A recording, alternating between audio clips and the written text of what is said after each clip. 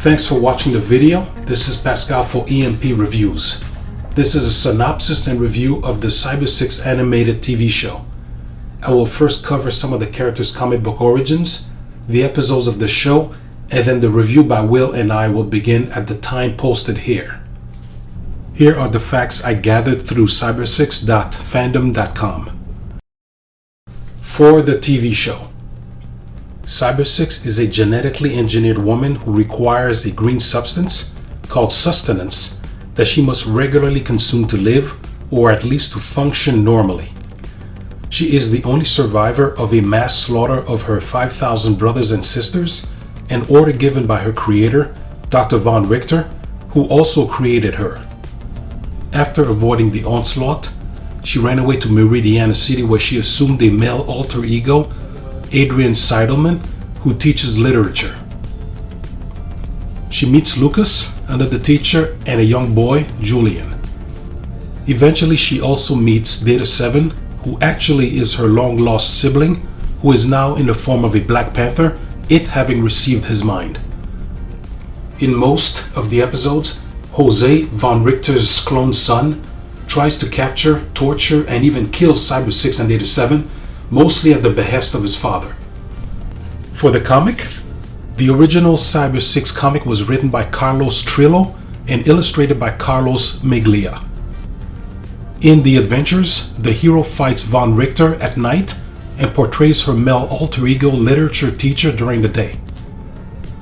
The story was originally published by Yura Editorial for the magazine Scorpio for 24 weekly issues and 45 monthly issues from 1992 to 99.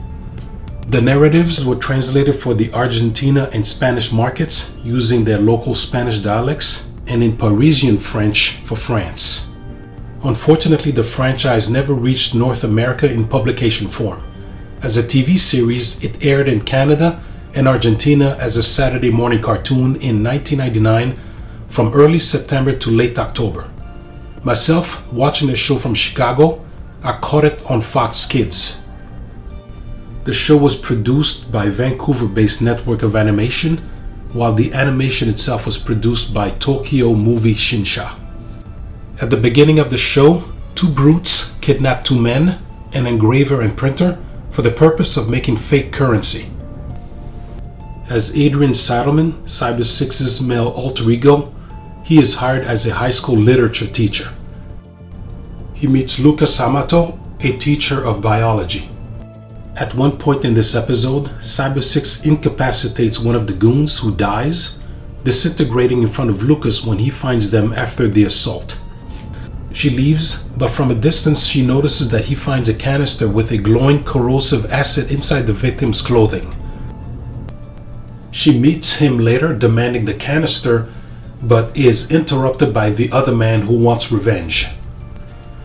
During the melee, this brother dies and Cybersix saves Lucas's life.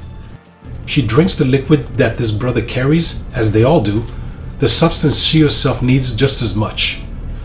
Von Richter sends his son to retrieve the vial from Lucas's apartment, who is interrupted by Lucas and Cybersix. The goons he brought chase her and all end up at the printing press where the fake currency is being produced. Cybersix gets the kidnapped men free, and her subsequent conflict with the goons results in a fire, explosions, and a truck filled with all the money into the nearby river, greatly angering Von Richter, who's surprised to hear that Cybersix is alive. Dr. Richter sends Data 7, his pet Black Panther, to kill Cybersix. Meanwhile, Jose forcibly takes over several local gangsters' businesses. Cybersix follows a boy, Julian, who pickpocketed her and who reminds her of 29, a friend from her childhood. Cybersix tries to get Julian to end his relationships with the gangster he works for. The cat, who actually is 29, eventually fights Cybersix. During the fight, in which Julian attempts to help her, both Cybersix and Data 7 have PTSD-esque memory of the same event where she failed to save him. Data 7 regains his memory of his mind as the Child 29 and saves Julian's life, angering Jose, who orders his guys to attack them. The cat escapes the onslaught, and at the end of the episode, it's revealed that much earlier in his lab, Von Richter brought back 29 into the body of Data 7. Also, Cybersix reunites with 29. Dr. Von Richter and his son Jose create a new life form in their lab.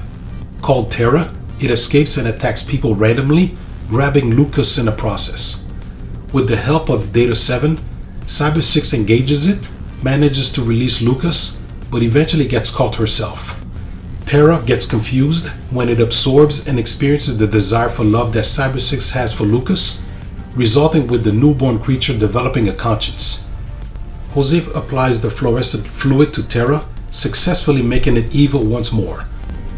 Cybersix confronts this clay being again, and again it regains its morality when making physical contact with her. Jose tries to kill both of them, but Terra saves Cybersix by sacrificing itself. Jose kidnaps the young sister of a detective, Yashimoto, because he refused to take the case against Cybersix he brought to him. Julian tries to save the sister Ikiko from the abduction, but is also captured. Yashimoto, under the threat of death to his sister by Jose, begins his search for Cybersix while she herself searches for Julian, whose absence made her concerned. Yashimoto discovers Cybersix's alter ego, Adrian Soderman, and confronts her at her residence, explaining his dire situation. The next day, Yashimoto meets Jose to exchange the captured Cybersix for his sister. Julian tries to escape with Ikiko, while Jose discovers that the apprehended Cybersix is a fake.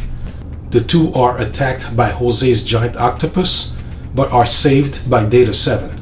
Cybersix and Yashimoto defeat the monster, and afterwards, the detective is finally reunited with his sister.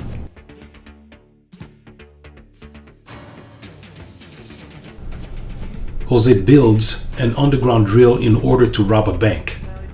Eventually, Cybersix and Data 7 discover the construction of this machine.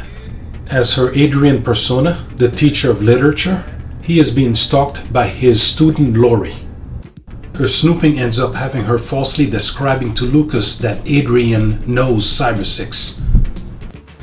Lucas confronts Adrian, who refuses to discuss the claims.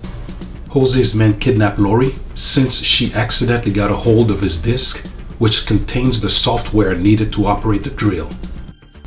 Cybersix rescues Lori, who interferes with the program, causing the drill to shut down when Jose began his operation. He manages to manually restart the machine and attacks Cybersix and Data 7, incapacitating Lori in the process.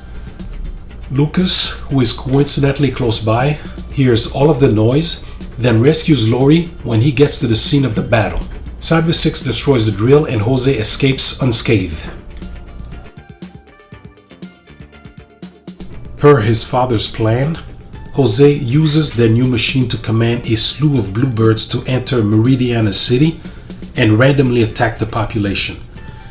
The signal used to control the flock interferes with TV signals. Lucas and Cybersix eventually deduce that Von Richter controls the source of the transmission. She finds the location of the broadcast, battles with Jose's men, and eventually Data 7 comes into the brawl while being chased by a group of birds. Cybersix and Data 7 manage to shut off the machine, but Jose releases the giant bird inside, who was the central element enabling the machine. It attacks Cybersix, who is rescued by Data 7. 7's attack, along with the unstable power from the machine, eventually causes the bird to disintegrate.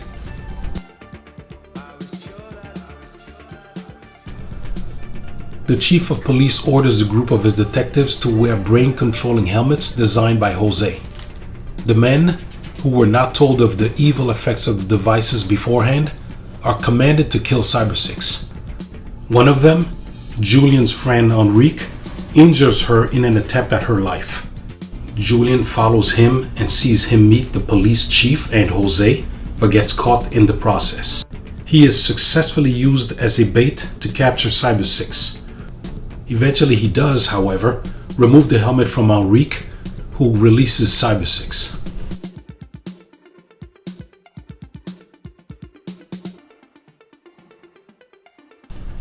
A coincidental thunderstorm causes lightning to strike the machine controlling the helmets, and the rainwater results in several short circuits destroying the components. Another failed plan for Von Richter. Nocturnal flying gargoyles interrupt a brawl Cybersix and Data 7 were having with a group of Jose's men. They project blasts with shrieks from their voice. A few short moments later, they decide to retreat. After watching TV reports detailing witnesses seeing the creatures in the subway, Julian snoops on the ground and is captured by them. The goblins have a group of eggs waiting to be hatched. Data 7 discovers Julian but needs Cybersix to rescue him. Sometime later, both of them are again attacked by the monsters. 7 releases Julian while Cybersix fights the creatures and is only saved by the morning light, which is fatal for them. The following night, Julian and Data 7 are caught stealing the eggs by the gargoyles as Cybersix arrives at the scene. The group manages to get the eggs on the train Cybersix used to make her way there, lure the creatures on, and drive it out into the sunrise, destroying them and the offspring. Von Richter sends his son a floating eye creature that he wants tested. It has the ability to hypnotize people and absorb their essence, leaving them zombie-like and growing in size at each attack. Jose uses it to take over a government building, and the police quickly arrives as a result. The eye also has laser abilities, which it uses to attack the authorities. All of these actions actually alarm Von Richter, who demands the return of this weapon.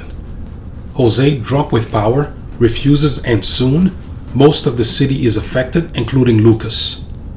Jose then steals money from a bank but is interrupted by Cybersix and Data 7, who itself ends up zombified. Cybersix manages to have the eye attack Jose when she makes it look at its reflection, causing it to stop responding to his commands. It then steals the soul of a stadium full of people, continuing to grow in size. Jose and his men use a net to try to regain control of the monster, while Cybersix freezes the creature with the liquid nitrogen that Lucas was using for his class presentations. Once frozen, one of the men accidentally destroys it with a few missiles in an actual attempt to stop it, releasing all of the souls. A man turns into a werewolf as a result of a full moon, much to the delight of another Lycan, this one clear-minded like a human. The uncontrolled turned man attacks Lucas, who is saved by Cybersix. Soon after, the beast returns to human form, who runs away frightened. The scratches Lucas received during the scuffle infect him, initially causing rapid hair growth and eventually causing bursts of anger. The next day, the school hires a new teacher, a strange woman called Elaine, who takes a peculiar interest in Lucas. Some nights later, the werewolf attacks Cybersix, but both are interrupted by police. Eventually, Cybersix witnesses Lucas completely transforming into a werewolf, much to her shock. She and Data 7 follow him as they both are themselves followed by the original Lycan. Soon, all are battling each other, with Lucas assisting the Lycan, who is revealed to be Elaine. In spite of his monstrous form, Lucas eventually regains his awareness and saves Cybersix, who quickly returns the favor. Once defeated and returned to human form, Elaine reveals that she was sent by Von Richter and then disintegrates. Jose creates a group of animal-shaped robots, including a giant octopus. Using scent-searching dogs, Jose and one of his men finds Data 7 and use the metal squid to capture the cat. The next day, Jose advertises his own circus, with Data 7 as the main attraction on display, a trap for Cybersix that she sees right through. During the circus, Cybersix enters the location secretly, finds Data 7 but is discovered by Jose, who redirects the animal robots away from their performances to attack her. She is captured and is announced as the next showcase to be presented at the mercy of the octopus. Lucas, who is in the audience, is captured when he tries to save Cybersix. Robots sent to kill Lucas accidentally set 7 free in the process and also damage themselves. Lucas remotely disables the robots by unplugging Jose's main computer, which controls them. Jose reactivates the robots with his remote portable unit, but once alive, the machines have a mind of their own. Some turn on Jose while others grab Lucas, who eventually escapes. His scent dog attacks Cybersix, who herself is accidentally rescued by the squid.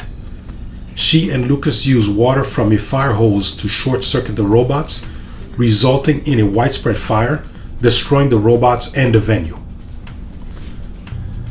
Cybersix and Data 7 are being attacked by Jose's men and a new villain, Griselda, who has the ability to turn invisible. Both she and Cybersix are injured in the scuffle. Data 7 secretly follows her teacher persona, Adrian, on a field trip a couple of days later, concerned about the injury. Griselda attacks Adrian after discovering he's Cybersix when seeing the label tattoo on his arm. He barely survives the attack and reluctantly agrees to go to a hospital per Lucas's concerns. Data 7 and Griselda follow separately. 7 is on foot, but Griselda steals a car, freaking out her victim who cannot physically see his assailant. Griselda attacks Adrian again at the hospital, also surprising the nurse in the process, who can only see her weapon. The fight makes its way outside of the location as Adrian is being dragged by an ambulance driven by Griselda. Eventually, the battle ends up with Adrian trying to save her life, much to Griselda's confusion. However, since continuing to do so would mean death to both of them, Griselda sacrifices herself. A fishing ship hits a giant creature in the middle of the ocean. The impact awakes it, prompting it to destroy the boat. Meanwhile, in Meridiana, Jose gets chastised by his father for failing to get Cybersix, is then ordered to pick up a cargo from the port and to bring it to Von Richter's headquarters. Data 7 follows the entire operation. Richter shows Jose the control he has over the giant creature with his computer, commanding it to destroy a freighter. Calling it the Isle of Doom, it's also a bomb set to explode at midnight. The attack is meant to be a gesture to the world that he is in charge. Data 7 manages to tell Adrian that Von Richter is in Meridiana, much to her surprise. At dusk, the Isle gets closer to the city, alarming the citizens who witnessed it attacking a couple of tugboats. Cybersix meets Lucas, finally revealing to him that she isn't human, which is apparently not a concern for him. But as it is for her, she leaves abruptly for good. The Isle ravages parts of the city, moving towards its target location, where it can do the most amount of damage during its explosion. Data 7 and Cybersix say their permanent goodbyes to Julian and Lori. Both infiltrate Richter's compound, but are detected by Jose in spite of their efforts to be covert. Lucas and Lori accidentally meet and together head for the island. Jose hacks into his father's device and redirects the Isle of Doom to their location. Cybersix discovers a lab filled with creatures, all dormant in canisters filled with a green substance. One of Richter's men injures Data 7 and Cybersix, but she is rejuvenated, apparently just by being in the proximity of the substance. Von Richter reveals himself to her and reminds her that he is the only one who can produce the fluids she needs, but also the one who can end her need for it. The second option can only happen if she agrees to work for him. When attempting to show Cybersix his plans on the computer, Richter realizes that his son betrayed him when detecting the approaching Isle. Meanwhile, Jose is accidentally injured by the creature when attempting to flee the area, with no reaction by his father when witnessing the fatal mishap. With threat to injury by Cybersix, Richter commands the Isle to move into the forest, a less damaging area. He, however, also initiates a release of all the creatures in the lab. Instead of approaching Cybersix as the Doctor expected, they invite her to leave and then surround him. She and Data 7 attempt to rush to safety, but in the meantime, Lucas, Lori, and Julian watch the aisle explode.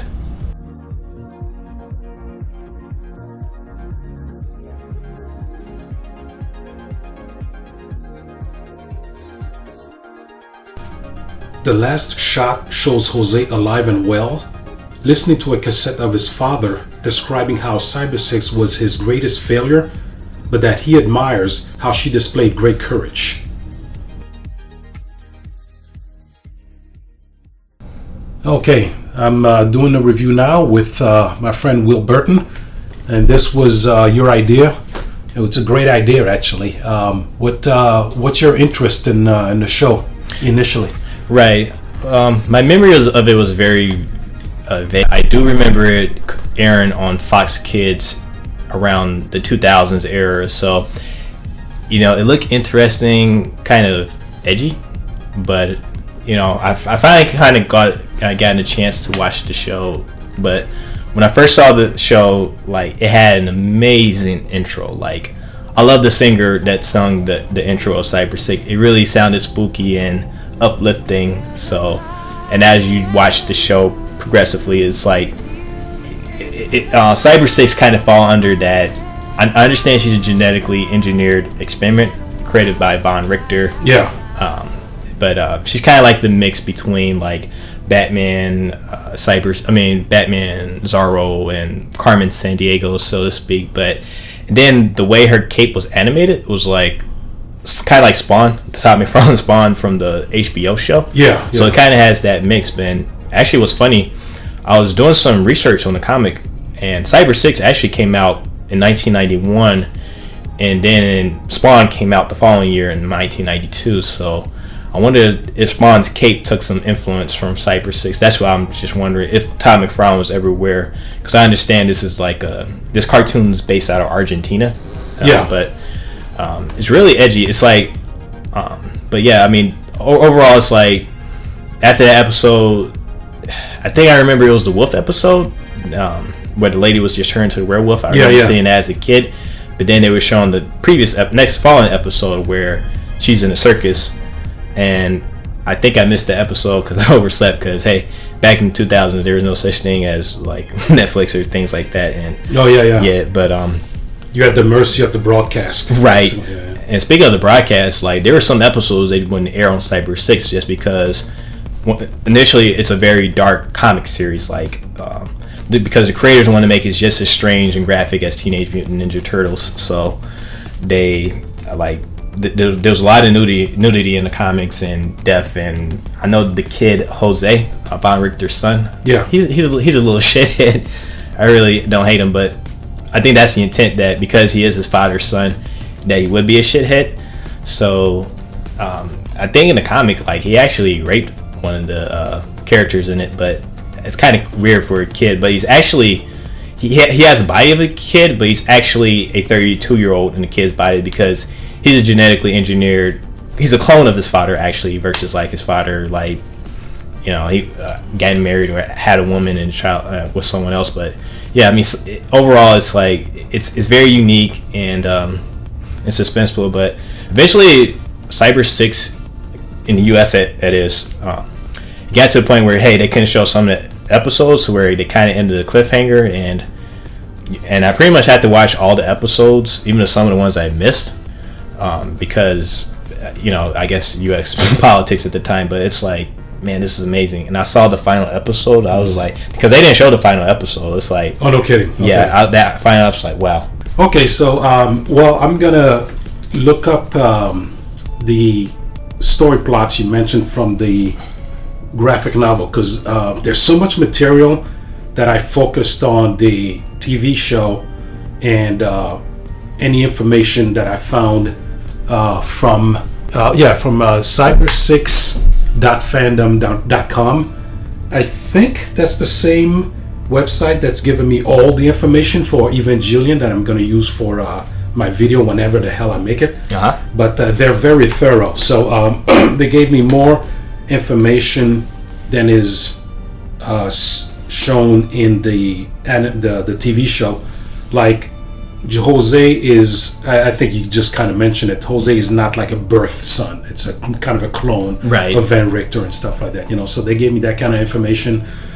They gave me more information as far as the how much Cybersix needs the green substance to function. Oh yeah. Which was kind of bizarre because other than I'm watching the series for the third time right now, and other than the first episode and especially the last episode, they don't show her needing that substance, even though obviously it's very important for her, Right, because that's how she stays alive, pretty much. She's always like a vampire because she has to feed off his henchmen called the fixed ideas. So they like the Frankenstein guys, the Frankenstein monsters. Well, that's another cool thing about those guys too.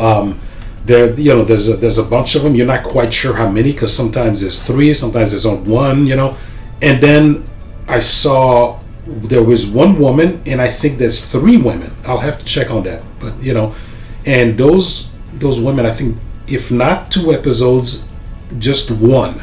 So it's kind of inconsistent on how many times you see them and stuff, So right. So that was kind of cool. They kind of remind me of both the guys and the women remind me of the I don't know if you ever seen a cartoon movie called Rock and Roll. No, I have not. Okay, so I won't go into it too much. Yeah, they have there's the villains, and then there's the sisters. There are 3 big guys, and they have a sister, so they kind of remind me of the same kind of characters. But they were offered heavy metal, they passed on it, and heavy metal is like this iconic thing. I think it's the very last time an animated film released in theaters aimed for adults made money. I think it's the last time ever, 1981. Well, and then so I don't like heavy metal. I appreciate the fan base. I have respect for it. I respect for the movie and the kind of historic film it is. But I like rock and roll a lot better. So I'm glad they did rock and roll, but it damaged the.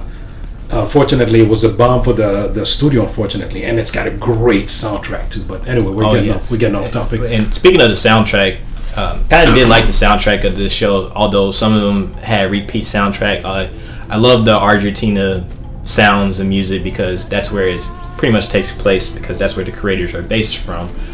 But it almost sounds like when I listen to some of the other musical scores that it almost sounds like the Super Nintendo, like a 16-bit era of some of the way they sound. I don't know if you recall. I mean, obviously you know the score for the opening sequence, but the having I just got the DVD and everything, and the song at the end is like this really kind of innocent ballad. Right. It's really like soothing and friendly, and I'm like, it's cool, and I'm not quite sure it fits in with Cybersix. She's like every episode they're trying to kill her and shit. Yeah. But it's really a very peaceful ballad. I was surprised to see that because like I said, I was reluctant to buy the DVD. I was texting you. I was reluctant to buy the DVD because it was so expensive, but I found a good deal on it and stuff like that. Yeah, I was actually surprised how rare it is on DVD because once again, the show only lasted 1 season, but it seems like it was less than that, man. It started. I'll put the dates when I put this together, but I got it here in my notes somewhere. It started in September, like not at the beginning, but it started sometime in September, and then it was canceled before October ended. 13 episodes, and the voice actor, let's see what her name is, who played Cybersix, Kathy Wesluck. She said that they really were hoping that this show was going to be successful because they were very interested in it. They were dedicated to it, and she really liked the European feel of it. She mentioned the purples. She liked the shadowing. She sounded very intelligent. She was in Death Note, My Little Pony, and Ranma 1/2 basically. So yeah, she's had a pretty decent career, and she sounded very friendly and very intelligent. And the cool thing was she mentioned that the voice actor who played Jose is she said that in the commentary. She said she wasn't sure, but she thinks that the kid was around 10 years old. She was not completely sure about that. I think he was relatively young. Definitely young. She wasn't sure if it was 10 though. But Alex Duduk is the name of the kid and stuff, another thing that she liked about it was that she called it prelay, as far as the recording sessions. That is, unlike anime, obviously, if you're dubbing anime, they send you the footage. And she said there's an interesting process. Like, of course, you have to look at the footage, and in your earphones, you hear 3 beeps, and then you start talking at the 4th one. Oh. And obviously, you're stuck with a certain amount of syllables because of the way the mouth moves and all that stuff, Right. And that sounds stressful as all hell, But for Cybersix, they put them all together in a room, and they were feeding off each other, and they were doing the scenes. And I think she said it's a 4-hour clip, and they take a break and all that stuff, So, and this like when I watched it on DVD, she mentioned this, and I realized this too. The sound design is really good. Oh yeah, that was done at Ocean Studios. She said, yeah, it's really crisp. Like anytime people are walking, you could really hear the footsteps and everything. Yeah, it's really sad, man. It's a damn good show, and it's a very high quality. Like it was animated by TMS. Yes, they did. It's a studio based in Japan, so they did a couple of episodes of Batman the Animated Series and things like that. And I know I'm getting too ahead of this, but I heard this. There's 3 possible reasons why they ended. It ended with 1 season. 1 was the budget, and then number 2. It wasn't popular. It was popular in Canada, Japan, and Poland, and most of the European countries. Okay. But it wasn't popular in the United States to gain attraction. So, and then also TMS as a studio. This is why I read from the Wikipedia. There's a Wikipedia version of Cybersix. So they say that TMS wanted to do their own projects rather than doing all the offshore work. What sucks, but I tried to stay away from Wikipedia because what you said sounds credible, but the only problem is you and I can go in there and change things. That's the problem. So anyway, the information I got is basically what you said, that TMS, which is Tokyo Movie Shinsha, did the physical animation, and the producing itself was in NOA, which is Network of Animation, which is Canadian based. Right. The guy, because like in the audio commentary, it was Kathy, and then it was the other guy. There is another fact to the animation. Well, this is not animation related, but they were both the artist and writer are dead. Right. Which is sad. Yeah, they some issues online and stuff, and I've seen the artwork, and this is beautiful stuff and everything. Yeah, it kind of reminded me of Chris Bocello a little bit. I wonder that's where he took some inspiration from that too. Well, Bacalo is sorry. Oh no problem. Bacalo is more kind of shrunken and beefy, and from what I remember from the Cybersix books that I saw, the characters are a little more elongated, not to the point of Young Flux or anything crazy like that, but maybe more like Gigi Cavinato or something like that. I'll show you that in a bit, but it's got its own style. Unfortunately, the comic books that I saw online, the scans were not that great, so I didn't get a good grasp. The front covers were scanned properly, but the pages.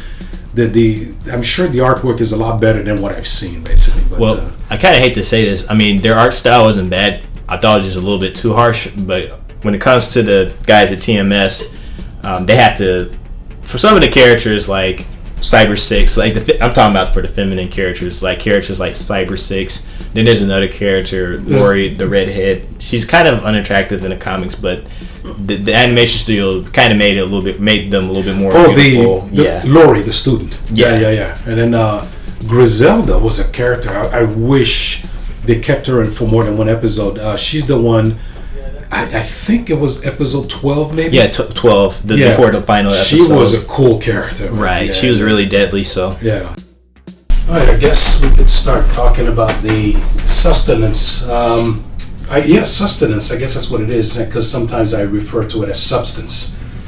But okay, so I was kind of surprised that it was prominent in the first episode, and it was definitely important in the last episode, because Von Richter says, "I'm the only one who can make it for you, and I'm the only one who could remove your need of it." And other than those 2 episodes, you never hear of it between the rest of the 11 episodes, because there's 13 episodes altogether. Mm-hmm. So I don't know why they didn't, because supposedly what you see in the first one and what Richter mentions, she shouldn't be able to do everything that she did in the series without it, but they never show her like drinking it during the whole season. Yeah, I do believe in the first episode she was feeding on the fixed ideas like a vampire, but I think it's been quite a while. But I think that kind of draws too much into the dark space of because once again, this is a kid-friendly TV show, and they're not trying to make her seem like she's like a vampire sucker, even though she's not sucking blood. She's just sucking on that green substance that she was on the fixed ideas in order to be vital and active. Yeah, you never really saw a cadaver on the show. They never got too dark. Maybe like the addiction to the. Oh yeah, now that I think about it, maybe it would have been too close to addiction to drugs kind of thing. Like like an analogy to that. So maybe that's why they stayed away from that in the rest of the show. Right. And when people died, it disappeared. It was weird, but when the big guys died, it was kind of understandable that they disappeared, because they themselves were also addicted to the substance. But there's a guy, the guy who was the police chief that Jose teamed up with, and they put those helmets on. Oh, yeah. Right. He took mind control of them. Yeah. Yes. So at the end of the episode, he was in water and there was electricity, and he fried and he exploded into a puff of smoke. Oh yeah. Because I guess they just didn't want to show a guy dying. So that's probably why they did it. I looked at that again last night because I'm watching the show again. Well, actually, I think there's a name for them. They're like a higher ups of the fixed ideas. They were more like, guess what you would say, generals. So you mean the guys who worked for Jose? Yeah. Yeah. I found 2 guys that are, as far as hierarchy, are in between Jose and Von Richter. They almost look the same. One's got black lipstick, and then I think he has a name. They're called technos, the ones that are like the guy, the assistants kind of. And the guy name is with the black lipstick. His name is Sylvester Valdel. Okay, cool. All right, yeah. So that's good. And then there's another one. I think he appeared in episode 1 or 2. I'll check that out. But yeah, so and then you never see him again. Yeah, like we mentioned, the show was trying to maintain like a PG rating kind of thing, because one of the things that the fandom website mentioned is that Cybersix is part of like a family of clones. She had like 5,000 brothers and sisters, and all of them were killed by Von Richter, and somehow she escaped that. And obviously that's not something the producers wanted to dabble into. They want to maintain a PG-13. He was just, the Von Richter was just worried because kind of like Cybersix and her brother Data 7, also known as Cyber 29, who's in the body, whose brain is in the body of the Panther. He was worried about his creations would have their own free will and thinking. Yeah, and he wants to have control. That's why he was just trying to destroy most of his creations. And Cybersix and her brother was one of them. Yeah, I mean, speaking of which, Data 7 in the second episode, that's when he's introduced. I didn't realize this until today because I was going around trying to, in the show, trying to get some screenshots. When Cybersix first approaches Von Richter when he's in his chair in front of his computer, there's a scar on his brain, which is where I guess the brain of 29 was placed into the cat, and that's really dark. Man. Yeah, I'm surprised they show. I mean, I guess a kid would not know that, but man, that was really dark. Well, actually, in the comics, I'm not sure. Well, I still have to read. The comics is in Spanish originally, or I believe it's in Spanish or French. Both. It's both. Yeah. Okay. Yeah. Because I think for Data 7, and that it makes me feel a certain way too, like how dark it is. Like, I think when her brother fell off the and his Von Richter took his brain and he put it into a kitten of a Black Panther. Oh, that was after the versus in the TV show they have to make the Panther an adult. Just trying to make it less kind of cruel. It's like an adult cat, basically. Yeah, versus like, because if you were to do it for baby cat, it's like it's almost like you're killing. Yeah, it's a little more aggressive. But okay, so then according to the books, it was after the injury that 29 received from falling. That's when Von Richter took his brain. Is that what happened? Mm-hmm. Okay, I didn't realize that. So they skipped all that stuff. They did go into Cybersix as a child. I guess 29 was falling, and she was trying to grab him, and she failed. And that's as far as they got into it in the cartoon. Right. So obviously it's a lot darker in the original story. So. Yeah. Okay. So I'm going to go on to another topic unless you wanted to say something else about that. Well, in the comics version, this is where the TV show didn't touch on it too. Like, Cybersix escaped, and eventually I think they said she was raised by a former black slave, Brazilian or Argentina slave. Black really? Slave. Yeah. Okay. But then eventually she adopted that. I'm sure what you're going to get into is how she adopted her male persona as Adrian Siedelman. Yeah, so there were a couple of scenes that really got me laughing, like a lot. But again, for the most part, this is a very Saturday morning type of cartoon. So it's a bit of a unfortunate aspect of the show where it's not like the first Incredible movies. They're both of the Incredible movies, because those movies are not only really good for kids, but they appeal to adults, which is great. It really does. The Incredibles in general appeals to adults. I guess as the older I get, the more I see like the layers of it. Like, I remember there was an incident where Mr. Incredible saved the dude from committing suicide. Okay. But I know, yeah. But Pixar is seeing with all this, man. They want you to pick that up, but they didn't know. But even though Mr. Incredible saved his life, the dude ended up suing. Oh yeah, because he was hurt in the process. And right. Stuff. Yeah. So. Okay. This is something Kathy Wesluck mentioned.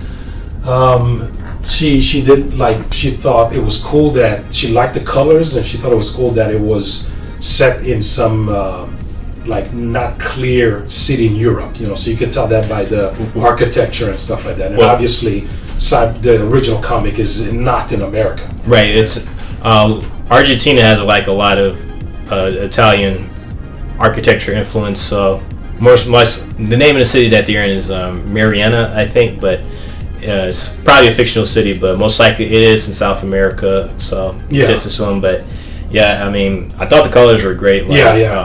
Especially for 1999, year 2000, like for digital. Well, okay, the guy in the audio commentary said that all of this was done on a computer. So it seems, I don't know. I'm watching Dofus right now. I'll show you that afterwards. It actually, speaking of foreign produced animation, it's a European French animated film, and you could tell that it's done on a computer. It's absolutely beautiful. It looks as fluid as the Sinbad movie with George Clooney and Matt Damon. Oh yeah. Yeah, but you could tell that it's computer generated, and this to me did not, like Cybersix, clearly the coloring process over the years become completely digitized, because if you do that by hand, if you look at like the old Gundam shows, or if you look at maybe some of the old Robotech, and especially G.I. Joe, like some you see dust all over the place, you know. Yeah. And once they started once they start coloring the doing the coloring process on a computer, you know, there's nothing like that. Everything is incredibly clear and stuff like that. Even because they have a refurbished copy of Akira, and there's software specifically designed to remove all that stuff because a lot of it clearly was done by hand and stuff, you know. So to me, other than the coloring process, Cybersix looks to me like it was done by hand. I mean, there are some effects that clearly are done on a computer. Some of the weird wobbly stuff, like when the gargoyles were screaming, some of the effect were definitely like After Effects or something like that, you know. Yeah. But the animation looks like it was done by hand to me. Yeah, like I remember the first episode when Cybersix was her day persona as Adrian, where she was trying to figure herself out, but you see she slowly started to undress herself, but there's a certain shade when they had the light beaming in front of her, so it looks like there was just some, and then, or it looks like it was just a point where when she started taking her clothes off, but they were just showing the flows and the folds of the jacket. But when that she was transforming from Adrian into Cybersix, you mean? Yeah, undressing. Okay. Yeah, when she about to save her friend Lucas, but from the fixed ideas. But I thought the animation was very smooth and fluid. And then when they finally revealed Adrian is Cybersix and she was in her high heels, when they did like a little turnaround spin, it looks like it was hand drawn, and then they made the cape flowing like. Well, the cape flowing. Yeah, this is another one of those. Times, just like what do you call it, Evangelion, where sometimes it's fluid, you know, when the cape, especially the cape, when the cape is flowing in the air, that's clearly 24 frames per second, you know. And other time, like the transformation, I think they put more money into it, so it is fluid. But then there's other times when I'm trying to think, there was some goons who were. Yeah, that's right. It's the episode with Enrique and the mind control helmet. Enrique? Yeah. Enrique, okay. So when the goons came in to try to bother Julian, when they were walking in, that was really choppy. That was like, must have been 12 frames per second or something, something even lower than that. So that once again, you know, there's a fluctuation in frames per second. And I guess it's good that they keep the style of it better looking when they're doing action scenes with the cape and all that stuff. So I guess when you're, you know, obviously when you're under a budget, you gotta do stuff like that. Well, I'm sure. Well, the one thing I did know is the animation from the first episode all the way to the rest is like they pretty much made sure that the first episode is well animated. For sure. So especially some of the actions, explosion sequences. And especially the opening theme and everything. Right. Yeah. Okay, so the next topic is we did discuss the first transformation from Adrian into Cybersix, and my notes here are, it's kind of like, you know, Bruce Wayne getting ready to turn into Batman. Unfortunately, what comes to mind is the whichever Batman had the nipples, like Val Kilmer and George Clooney. Yeah, was it both of them or was it just George Clooney? One of them had nipples, but they did the whole thing, of course. It was both. It was both. Yeah, so they, you know, so that comes to mind because they had a whole thing when he's putting on the suit and everything. But whatever, they had a similar thing with that. The other topic I have is that it was kind of odd how in episode 12 the girl Ikiko had like a full geisha outfit. I remember. What's funny about the episode too is actually they didn't show that episode on Fox Kids because the way her and the Japanese guy were drawn is the negative. Her brother Yashimoto. Yeah, they were negative. Yeah, but that's how the artist drew in the comics. Oh, no kidding. Yeah, it was like that. Okay, yeah, because I'll leave you to be the comic book expert because there's so much material for the TV show. I just focused on that. Yeah. But okay, so they never aired it. Okay, because like. Yeah, that's the first thing that came to mind when she's got a full geisha outfit. I'm like, and that's from the comic. Okay, I didn't know that. Yeah, and it's funny is I'm surprised that Canada, you got to do Canada censors over the U.S. I'm trying to think when my experience was in Quebec, because I grew up there and I came here in 1981. For one, there's more of a acceptance and higher regards for artists of any kind over there. If well, the cool thing was when I grew up there, I think I mentioned this, and I did mention this in some of the videos before this one, but the fantastic thing about growing up in that culture is that not only were stores, like regular bookstores had a massive area for comic books and graphic novels. You had the European stuff coming in, and you had the stuff, obviously, like in Quebec, it was, whether it was French or English, all that stuff was coming in. And I'm sure there was a ton of Mobius stuff back then, And then on the other hand, I had Jack Kirby stuff coming in there too, which is cool, Yeah. So I think here in the U.S., definitely, even at the time when, because one of the things that is very unfortunate is the devaluing, I guess, of graphic novels here. Like, not only like in the 80s, not only were foreign graphic novels a thing that comic book aficionados really got into, but X-Men and like the She-Hulk, Spider-Man, like Bernie Wrightson drew an entire graphic novel, and when I mean graphic novel, I mean oversized, like the size of the original heavy metal magazines, So they had stuff like that coming out on a regular basis. And these days, as far as I understand it, graphic novels are, what I've seen for the most part is, let's say Chris Boccato draws a X-Men story for 5 issues or something. So they'll grab that, put it together, and then make it hardbound, and it'll be comic book size, and they'll call that a graphic novel. They won't have him do a brand new story oversized. The market for that is gone, which is unfortunate and stuff like that. Because sometimes, like the Spider-Man story that Bernie Wrightson did, that did not look like a standard comic book. It was full color. I don't know what medium he was using, but it wasn't like the regular newsprint kind of stuff. It was like more oils or whatever the hell. So the graphic, like the She-Hulk graphic novel, was just a normal pen and ink, and then just regular kind of looking comic book, but oversized and stuff like that. And they made it canon because in that story, she loses the ability to return back to normal. She's like the She-Hulk forever.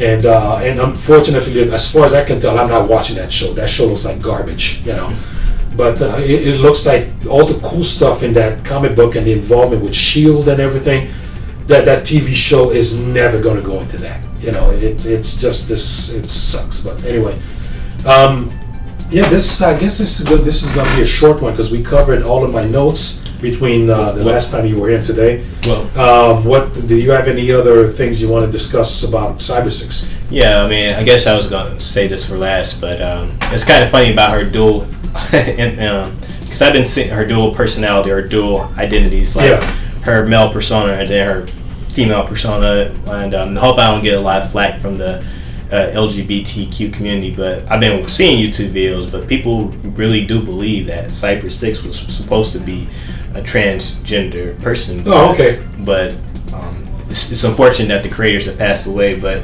their intent, why she dresses as a man during the day, is because, once again, this goes back to them wanting to create a story as crazy as Teenage Mutant Ninja Turtles, on the concept of you got these 4 turtles, they were taught ninjutsu by a giant rat, and all that stuff. But they just try to make it weird because Cybersix clearly, it was clear that Lucas was her love interest, and they eventually had a kid in the comics, but he turned out to be evil.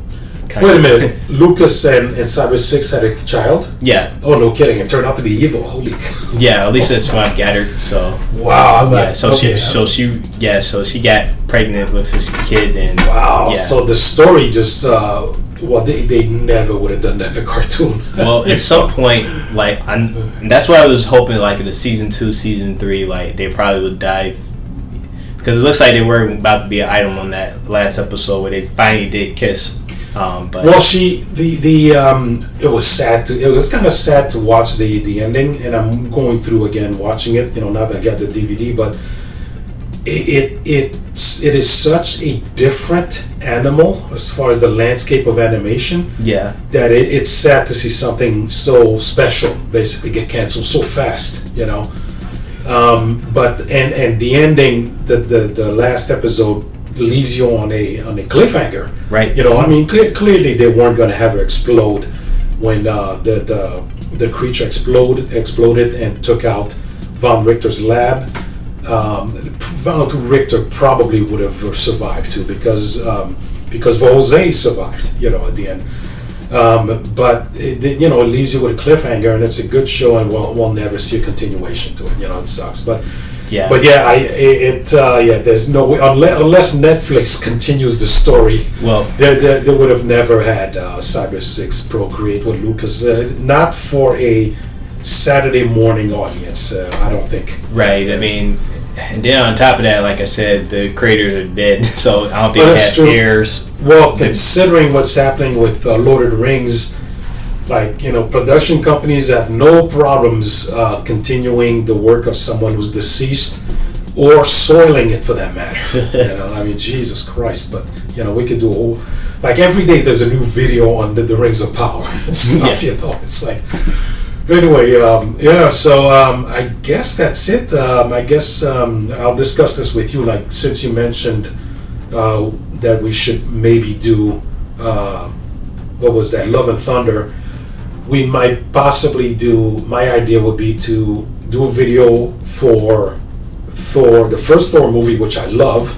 I don't understand why that movie is not getting more love than it does. I think it deserves more love. I don't know, but we could do a video on that and then do Love and Thunder, and then maybe at the end of the first one, quickly go over The Dark World and Ragnarok, because I don't want to do a video on those. I can't stand those movies, man. Well, I thought the third one was the best. The third Ragnarok? Yeah, the first one... Exactly. I don't know what it is. People aren't fond of it. There's a great arc. He loses his power, and not only does he lose his magical powers, but he loses his stature in Asgard. His godhood, yeah. And then regains it through bravery and all. It's fucking beautiful. I don't understand why people don't like that movie. And I heard I knew somebody like Robin Quivers from the Howard Stern show said she liked The Dark World better than the first Thor movie. And then there was a guy in the comic book club I used to go to said that too, and I was like, you gotta be kidding. I knew someone. Well, my brothers, we grew up. We saw all three of the Ninja Turtle movies, and my brothers, they like the one with the Vanilla Ice. Oh, that's the second one. Oh my God. Yeah. Okay, so anyway, it's not like we're gonna give Cybersix a score or nothing. We both love the show, and we're both saddened that it was canceled so quickly. So, but I'm gonna see if I can get a hold of some comic books so I can familiarize myself with it and add it to my collection. Okay, so thanks everybody for watching this video, and we'll see you at the next one. Peace.